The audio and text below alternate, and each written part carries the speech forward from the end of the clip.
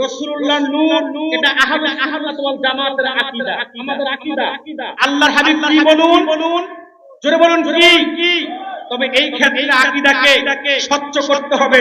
রাসূলুল্লাহ কেমন, নূর না মাটি, এ নিয়ে বাংলাদেশে বড় বিভ্রান্তি আছে, মতানৈক্য আছে। বিশেষ করে যারা নজদি ওয়াহাবি, তারা বলে রাসূল আমাদের মতই সাধারণ মানুষ।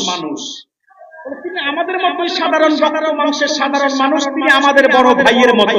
নাউজুবিল্লাহ বলবেন না? আবার যারা ভণ্ড বেদাতি মুশরিক, যারা অতিরঞ্জিত বাড়াবাড়ি যারা করে, সুন্নিয়তের ব্যানারকে ব্যবহার করে যারা ভণ্ডামি করে, তাদের আকীদা হচ্ছে যিনি আল্লাহ তিনি রাসূল, রাসূল নাকি আল্লাহ জাতি নূরে জুতি। নাউজুবিল্লাহ বলবেন না? কিন্তু মনে রাখবেন, জনপুর আসারচিনা, সোনাকান্দা, ফুলতলি, বাগাদি, মদনা, হক্কানি দরবার যেগুলো আছে, আহলুস সুন্নাত ওয়াল জামাতের অনুসারী, আমাদের আকীদা হচ্ছে আল্লাহর হাবিব আমাদের মতো সাধারণ মানুষ ছিলেন না। রাসূল মানুষ, তবে সাধারণ ছিলেন না। রাসূলুল্লাহ মাথার তালু থেকে পায়ের তালু পর্যন্ত পুরাটাই নূর ছিল, আর সেটা হচ্ছে খালকি নূর, আর খালেক হচ্ছেন আল্লাহ। তো জোরে বলবেন না সুবহানাল্লাহ? রাসূল নূর, তবে জাতি নূর না, সেটা কি? তো বলেন না সেটা কি? খালকি নূর। আর রাসূল যে নূর, এটা কোরআনে দলিল আছে না নাই? ভাই বলো, রাসূল আমাদের মতো কোন দিক থেকে বলো রাসূল আমাদের মতো? আল্লাহর হাবিবকে আল্লাহ যে সৌন্দর্য দান করেছে, উম্মত তো দূরে থাক, পূর্বকার জামানার পর নবী রাসূলুল্লাহ সৌন্দর্যের ধারে কাছে ছিল না। পূর্বকার জামানার পর নবী রাসূলের মতো এত দামি ছিল না। তাহলে রাসূলকে আমাদের মতো তোমরা বলো কিভাবে? আমার রাসূল কেমন ছিল? শামাইল তিরমিজি পড়বেন, সুনান তিরমিজি পড়বেন। আমার রাসূল কেমন ছিল? হাসাইসুল কুবরা পড়বেন। আল্লাহর হাবিবের চুলগুলো ছিল বাঁধি চুল, পুরুগুলো ছিল আকর্ষণীয়, চোখগুলো ছিল টানা, নাকটা ছিল চাপটা উঁচা, চোখগুলো ছিল গোলাপের পাপড়ির মতো। তখনই মুহাম্মদ রাসূলুল্লাহ মুস্কে হাসতেন, রাসূলুল্লাহ দাঁত মুবারক থেকে নূর বের হতো। শামাইল তিরমিজির হাদিস, সাহাবী বলেন, ইযা তাকাল্লামা রুইয়া কান্নূর ইয়াখরুজু মিন বাইনি সানায়া। আমার নূর নবী যখন বেহেশতের হাসি হাসতেন, নূর নবীর দুই দাঁতের মাঝখান দিয়ে নূর বের হয়ে যেত। বুখারী দ্বিতীয় খণ্ডের হাদিস, আনাস বিন মালিক বলেন, আল্লাহর হাবিব খালিদ সাইফুল্লাহর জন্য যুদ্ধের ময়দানে দোয়া করছিলেন। রাসূলুল্লাহ দেহের মধ্যে চাদর আবৃত ছিল। আল্লাহর হাবিবের দেহ মোবারকের মধ্যে চাদর আবৃত থাকার কারণে দোয়াতে হুজুরের এত আবেগ আসলো, আল্লাহর হাবিব হাত তুলতে এত উপরে তুললেন, হাত্তা রাআইতু বায়াদাই ওয়াতাইহি, আমরা দেখলাম রাসূলুল্লাহর বগল থেকে নূর চমকাচ্ছে। আল্লাহর হাবিবের কোনো ছায়া ছিল না। তোমরা বলো রাসূল আমাদের মতো মানুষ, আমাদের মতো সাধারণ মানুষ, তোমরা বলো। অথচ তুমি দিনের আলোতে হাঁটতো, ছায়া হয়, রাতের চন্দ্রের আলোতে হাঁটলো, তোমার আমার ছায়া হয়। কিন্তু আল্লাহর হাবিবের কোনো ছায়া ছিল না। রাসূলুল্লাহ দেহ মুবারক থেকে যে ঘাম মুবারক বের হতো, সেটা মিশকের চাইতেও বেশি সুগন্ধি ছিল। সুবহানাল্লাহ বলবেন না? আল্লাহর হাবিবের প্রস্রাব মুবারক, পায়খানা মুবারক পবিত্র ছিল। রাসূলুল্লাহর প্রস্রাব মুবারক, পায়খানা মুবারক সুগন্ধ ছিল। সেজন্যই তো উম্মে আয়মান আল্লাহর হাবিবের প্রস্রাব পান করেছে। আল্লাহর হাবিব উম্মে আয়মানকে বলেছেন, বলে আয়মান, এই প্রস্রাব পান করার কারণে জাহান্নামের আগুন তোমার জন্য হারাম হয়ে গেছে। তাহলে কেমন করে বলো রাসূল আমার মতো তোমার মতো মানুষ? না, রাসূল আমার মতো তোমার মতো সাধারণ মানুষ ছিলেন না। রাসূলের মাথার তালু থেকে পায়ের তালু পর্যন্ত পুরাটাই নূর ছিল। আমার কথা না, কোরআনের কথা। রাসূল যে নূর, এটা আমার কথা না, এটা কোরআনের কথা। আল্লাহই বলেছেন, কদ জাআকুম মিনাল্লাহি নূরুন ওয়া কিতাবুম মুবিন, নিশ্চয় তোমাদের নিকট এসেছে একটি নূর। সুবহানাল্লাহ বলবেন না? এই নূর দ্বারা যে মুহাম্মদ সাল্লাল্লাহু আলাইহি সাল্লাম, এতে সব মুফাসসির একমত। ১৩,০০০ বছর আগে এই পৃথিবীর পরিস্থিতি যখন ভালো ছিল না, এই পৃথিবীতে মানুষের মধ্যে যখন মনুষ্যত্ব ছিল না, এই পৃথিবীর মানুষগুলো দেখতে মানুষ ছিল, আচরণে কর্মে পশুর চাইতে নিকৃষ্ট ছিল। এই পৃথিবীর মানুষের মধ্যে জোরদার নাঙ্গল দাঁত ছিল, জোরদার মূল্যর দাঁত ছিল, নাঙ্গল দাঁত জমিদার দখল ছিল। জীবন্ত কন্যা সন্তানদেরকে মাটির নিচে পুঁতে ফেলা হতো। যে যুগের মানুষগুলো ছিল অসভ্য, যে যুগের মানুষগুলো ছিল বর্বর, যে যুগের মানুষগুলো ছিল একেবারে জঙ্গলি মানুষ, যে যুগের মানুষের মধ্যে আচরণ বলন সংস্কৃতি সবকিছু শিরক কুফর বেদাতে ভরা ছিল। যে যুগটাকে শিক্ষিত মানুষ থাকা সত্ত্বেও সেই যুগটাকে জাহিলি যুগ বলে আখ্যায়িত করা হয়েছিল। সেই যুগের মানুষগুলোকে সেই যুগের মানুষগুলোকে আলোর দিশা দেওয়ার জন্য সেই যুগে আল্লাহ তাআলা পৃথিবীতে প্রেরণ করেছেন আব্দুল্লাহ এবং মা আমিনার কোলে এসে মুহাম্মদুর রাসূলুল্লাহ সাল্লাল্লাহু আলাইহি সাল্লামকে তার আগমনে প্রথমত যার নূরের আলোতে মা আমিনা শাম দেশের প্রাসাদগুলো পর্যন্ত দেখতে পেয়েছে আর যার নূরানি কদম মুবারকে মুক্কাকে আল্লাহ রাব্বুল আলামিন এত বেশি উর্বর করেছে ইয়াসরিবকে মদিনা করেছে তার মেহনতের বিনিময়ে আবু জাহেল আবু লাহাব উতবা সাইবার আদার ব্যর্থ চেষ্টার পরেও আবু বকর ওমর ওসমান আলী খাব্বাব বেলাল আমজার মতো সোনার মানুষ তৈরি হয়েছে আর জাহিলি যুগটা সোনালি যুগের পরিণত হয়েছে আমার নবী মুহাম্মদ সাল্লাল্লাহু আলাইহি সাল্লাম নবুয়ত প্রকাশের পূর্বে এবং নবুয়ত প্রকাশের পরে মোট 63 বছর হায়াত পেয়েছেন মোট 63 বছর হায়াত পেয়েছেন আমি প্রাথমিক জীবনের কথা বলবো না শেষের অংশটি বলবো রাসূলের জীবনীটা ছিল দুই ভাগে বিভক্ত বলুন কয় ভাগে রাসূলের জীবনটা ছিল দুই ভাগে বিভক্ত নবুয়ত প্রকাশের পূর্ববর্তী 40 বছর আর নবুয়ত প্রকাশের পরবর্তী কত বছর 23 বছর মনে রাখবেন দুই জীবন অংশের স্থিতি বিশ্ববর্ষ সম্পূর্ণ ব্যতিক্রম ছিল নবুয়ত প্রকাশের 40 বছরের পূর্বের পরিস্থিতি এমন ছিল সবার কাছে মুহাম্মদ সুরের মতো সবার কাছে মুহাম্মদ ছিল ফুলের মতো সবাই মুহাম্মদকে ভালোবাসতো আরবের কাছে বলতো মুহাম্মদ আল আমিন আরবের লোকে মুহাম্মদের থেকে ভালো মানুষ আর কেউ নাই একটু জোরে বলবেন না আরবের কাছে মুহাম্মদ সবচেয়ে সেরা মানুষ রাসূলুল্লাহ জিসির একটা কাটার আঘাত 40 বছরে তারা লাগতে দেয় কিন্তু 40 বছর যখন নবুয়ত প্রকাশ হয়ে গেল রাসূলুল্লাহ জীবনের তৃতীয় অংশটা শুরু হয়ে গেল এবার বন্ধুবান্ধবদের শত্রুলাই পরিণত হতে লাগলো এখন প্রশ্ন করতে পারেন তাহলে রাসূল 40 এর পরে নবী ছিল রাসূল কি 40 এর আগে নবী ছিল না একটু বলেন না প্রশ্ন আপনারা রাসূল 40 এর আগে নবী ছিল না যেহেতু 40 কাফেররা বিরোধিতা করে নাই 40 বছর পরে নবুয়ত প্রকাশ হওয়ার পরে বিরোধিতা করেছে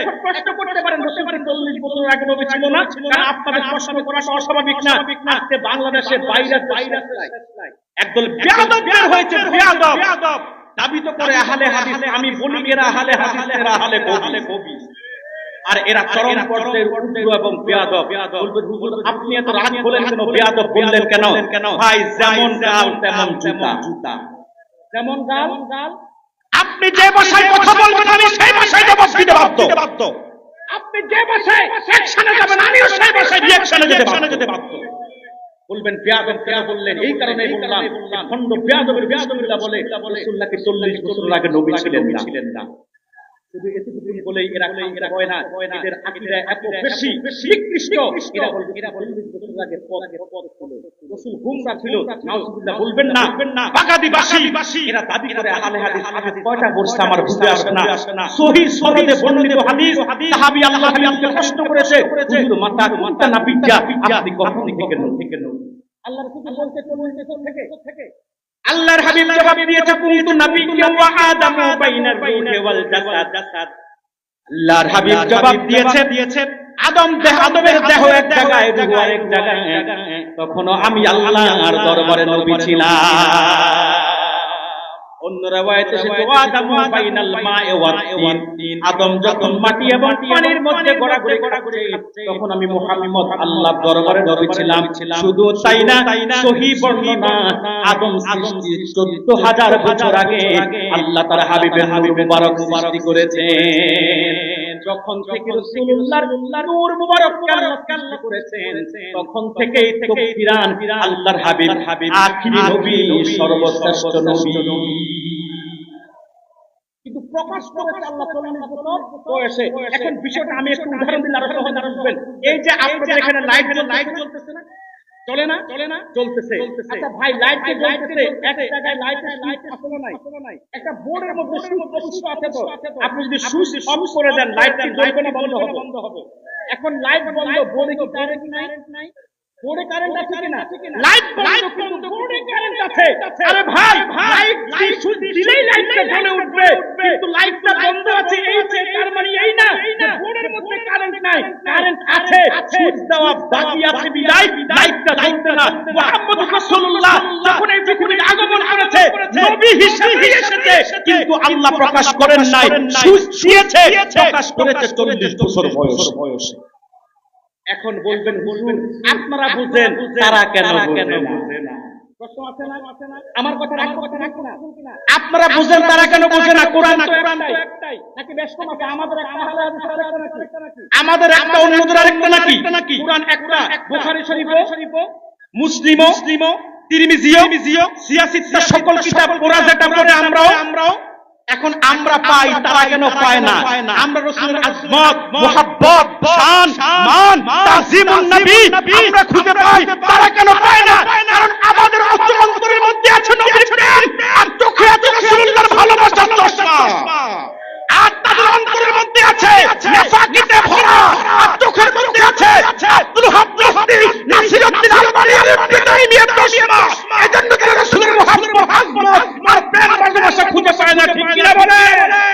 বাগাদির ময়দান থেকে বলছি, কিতাব একটাই কোরআন, হাদিসের কিতাবও বেশ কম নাই, একটাই বুখারীর একটা, তিরমিজির একটা। যদি তোমরাও আমাদের মতো পেতে দাও তো তোমরা চশমা পরিবর্তন করো।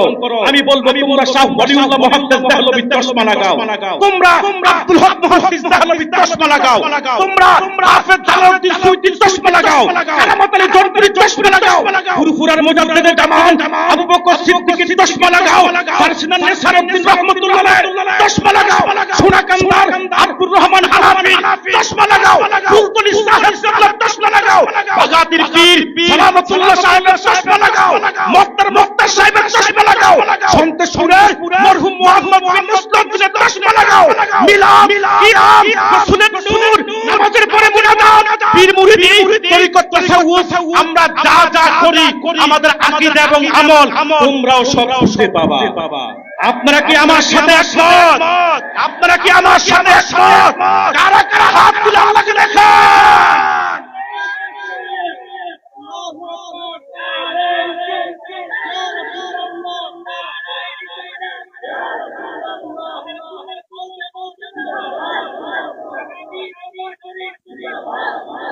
আহারে, আপনারা যে আওয়াজে তাকবীর দিলেন মাঠ থেকে, এজন্যই তো বাতিলরা আপনাদের মুখের উপর কথা বলার সাহস পায়। এটা তো পীর সালামতুল্লাহর যোগ্য শরীরের আওয়াজ হয় না, তাকবীরের আওয়াজ হয় নাই। আমার সাথে তাকবীর দিতে পারবেন?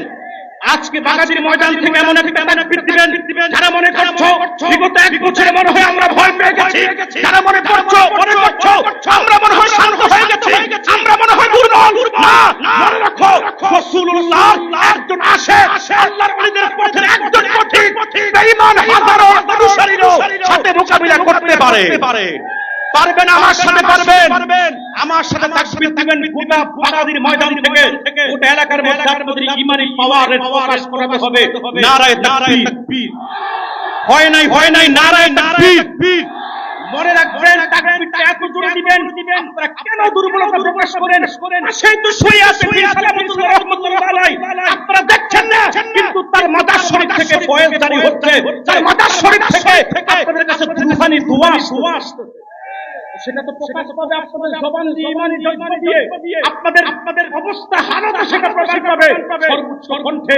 বাগাদির ময়দানকে কাঁপিয়ে দিয়ে বেঈমানের হৃদয়ের মধ্যে কম্পন সৃষ্টি হয়ে যায়, এমন একটা তাকবীর দেন, নারায়ে তাকবীর। সর্বোচ্চ শক্তি দিয়ে নারায়ে তাকবীর, নারায়ে রিসালাত। বাগাদি দরবার শরীফের হযরত পীর সাহেব হুজুর কেবলা পবিত্র ঈদে মিলাদুন নবী আল্লাহ কবুল করুন, আল্লাহ মঞ্জুর করুন, বলি আল্লাহুম্মা আমিন। সম্মানিত সুধী, যে কথা বলছিলাম রাসূলুল্লাহ 40 বছরের আগেও নবী ছিলেন, প্রকাশটা শুধু আল্লাহ করেছেন 40 বছর। একটু বলেন না, প্রকাশটা করেছে 40 বছর। এই 40 বছরে যখন নবুয়তের প্রকাশ হলো, রাসূল দাওয়াত ও তাবলীগের কাজ করেছেন মোট 23 বছর। কত বছর? এই 23 বছর দুই ভাগে বিভক্ত। বলুন কত ভাগে? প্রথম 13 বছর মাক্কি জীবন, দ্বিতীয় 10 বছর মাদানী জীবন। প্রথম 13 বছর কি, আর দ্বিতীয় 10 বছর মাদানী জীবন। ভাইয়েরা আমার, রাসূলুল্লাহর মাক্কি জীবনের প্রথম 13 বছর ছিল খুব কষ্টের। যেই প্রথম 13 বছরের মধ্যে নবুয়ত প্রকাশ হওয়ার পর রাসূলুল্লাহ প্রথম 3 বছর গোপনে দ্বীনের দাওয়াত দিয়েছে। আজকে বাগাজির ভাইয়েরা, বাবাজিরা ইসলাম পাইছেন, এমনি পান নাই। আপনার আমার কাছে পর্যন্ত ইসলাম পৌঁছাতে, তারা ইসলামকে আপনি আমার কাছে পৌঁছে দিয়েছে তাদের মেহনত না। সর্বপ্রথম যে মুহাম্মদ রাসূলুল্লাহ ইসলামের দাওয়াত দিয়েছেন, দিনকে কম কষ্ট করতে হয় নাই। পরবর্তীতে দিনার রক্ত জোড়া দিন ইসলামের ঝান্ডাকে যারা দেশ থেকে দেশান্তরে পৌঁছে দিয়েছে, আপনি আমি পর্যন্ত ইসলামের দাওয়াতকে যারা পৌঁছে দিয়েছে, এমনি দেয় নাই, নিজেদের মাতৃভূমি পর্যন্ত ত্যাগ করে আপনার আমার দেশে এসে আল্লাহ দ্বীনের দাওয়াত তাবলীগের কাজ করেছে। শাহজালাল রাহমাতুল্লাহ কি এই দেশের না ভিন দেশের?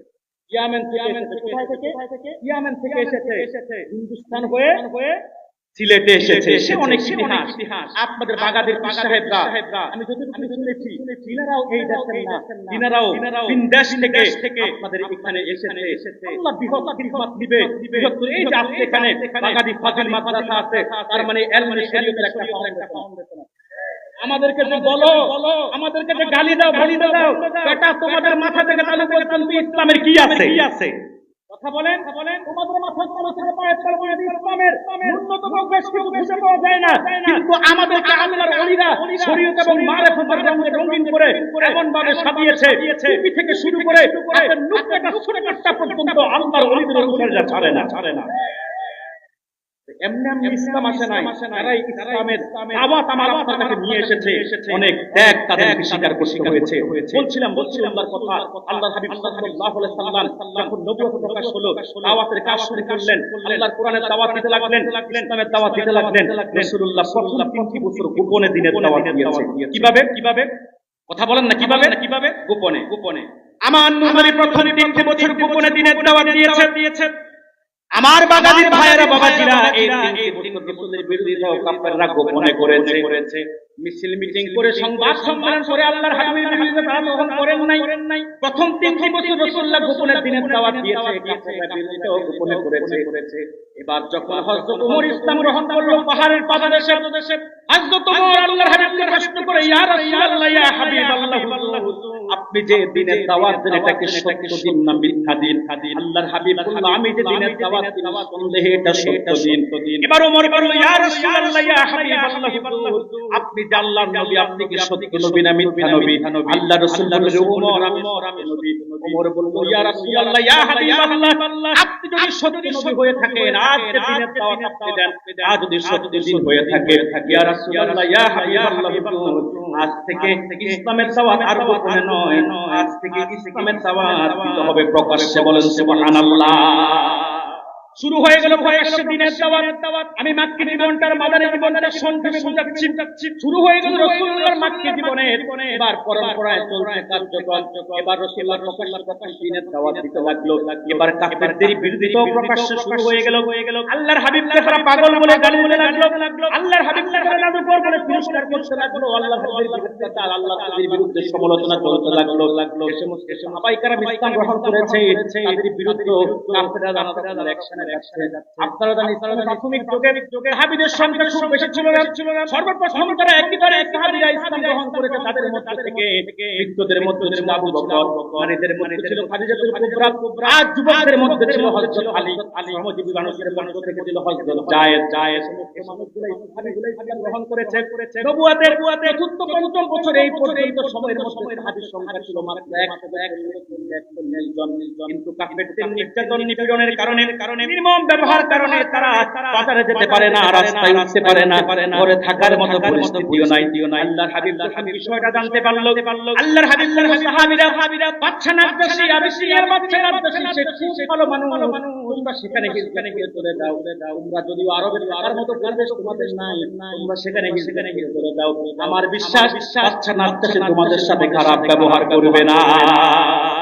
প্রথমত 15 জন, তারপর 83 জন, মোট 101 জন সাহাবী। 140 জনের মধ্যে থেকে 140 জন সাহাবী, 101 জন সাহাবী দুই দাপে আবিসিনিয়ায় হিজরত করে চলে গেলেন। আবু জাহেলের পক্ষ থেকে তাদেরকে ফিরিয়ে আনার জন্য মোটা অঙ্কের ঘুষ দিয়ে, আবু জাহেলের দিকে আবিসিনিয়ার বাচ্চা কি নিয়ে গেল? একটু বলেন না, কি নিয়ে গেল? কি আপনারা এমন ভাবে বই আছেন মনে করেন ঘুষ কি দিলেনই না। অথচ এই দেশে ঘুষ তারা ছোট অফিস বড় অফিস কোন অফিসেই ফাইল স্বাক্ষর হয় না। আপনি এমন একটা সেক্টর পাবেন না যেখানে ঘুষ লাগে না, বসও খায়, দারোয়ানও খায়, বসের সেক্রেটারিও খায়, একজন না তিনজন খায়। আরে ভাই, দিন দিন অধঃপতন এত হচ্ছে, বক্তা দাওয়াত করবেন মাহফিলে, বক্তা দাওয়াত করতেও এখন ড্রাইভার সেক্রেটারিকে ঘুষ দিতে হয়। আপনারা দেখেন নাই, আমাদের বাগাতির হুজুর অবশ্যই দেখেছে, সোশ্যাল মিডিয়ায় আলোচিত বিষয়। এক বক্তা, আমি নাম নিচ্ছি না, ভিন্ন মতাদর্শের, তাকে দাওয়াত করতে হবিগঞ্জের কোন এক মাহফিলে, 3টা মাহফিল রাখতে একদিনে। এখন বক্তা সাহেব মাহফিল ফোনে ধরে না, কারণ কেউ অ্যাডভান্স দেয় নাই। কিন্তু পরে বক্তা সাহেবের ড্রাইভারের নাম পাইলো, ড্রাইভারকে ফোন করছে, ড্রাইভার বলছে আমার বিকাশে আমার জন্য 2000, আর হুজুরের জন্য এক মাহফিল কমিটিকে বলছে 20,000, আরেক মাহফিল কমিটিকে বলছে 25,000। দুই কমিটি বক্তা সাহেবের ড্রাইভারের জন্য 2,000 আর বক্তার জন্য নির্ধারিত ফি যখন পাঠায়া দিছে, তখন বক্তা সাহেব মাহফিলে এসে হাজির হয়েছে। তাহলে শুধু অফিস আদালতে আর দপ্তরে চলে না, এখন ওয়াজ মাহফিলে বক্তা দাওয়াত দিতে গেল ড্রাইভার আর সেক্রেটারিকে ঘুষ দিতে হয়। কথা বলছেন না কেন আপনারা? আর ঘুষ না দিলে তো সব ক্ষেত্রে বিপদ, বক্তার গাড়ি নষ্ট, কথা বলে না, নতুবা বক্তা অসুস্থ, অফিসের ফাইলের মধ্যে বালু করতে এক পর হবে, আপনার ফাইল স্বাক্ষর হবে না। আরে ভাই, ফাইল তো অনেক দূরের কথা, জন্ম নিবন্ধনের একটা কার্ড তৈরি করতে গেল তো অন্তত এলাকার চেয়ারম্যান, মেম্বার, পার্টি নেতা, সাথী নেতাকে 2,000 টাকা দিতে হয়। আর যদি না দিচ্ছেন, আপনার নাম হচ্ছে বিলকিস, লিখে দিবে কিসমিস। এখন কিসমিসে বিলকিস বানাইতে আপনার 20,000 টাকার হয়রানি আছে। ঘুষের সাথে কি আপনারা সব দেখতে না? সুদ আর ঘুষ এই জাতির রঙে প্রবেশ করেছে, ঠিক কিনা বলেন? কিন্তু একটা দুঃখজনক হলো, সত্য কথা বলি, এই দেশের আগে মৌলবীরা সেই পরিমাণ সুদ আর ঘুষের বিরুদ্ধে বলতো, এখন আর সেই পরিমাণ বলে না, কারণ সুদখোররা এখন তাদের ইমাম বানাইছে। সুদখোরকে এখন নেককার করতে বসিয়েছে। এই দেশের আলেমগুলা এমন কাটুকার আর বদলে অহংকারী, তারা বিগত কালে মুক্তির বিরুদ্ধে কথা বলেছে, এখন তারাই কিনা মুক্তির সামনে গিয়ে নীরবতা পালন করে। দুঃখ লাগে মৌলবী,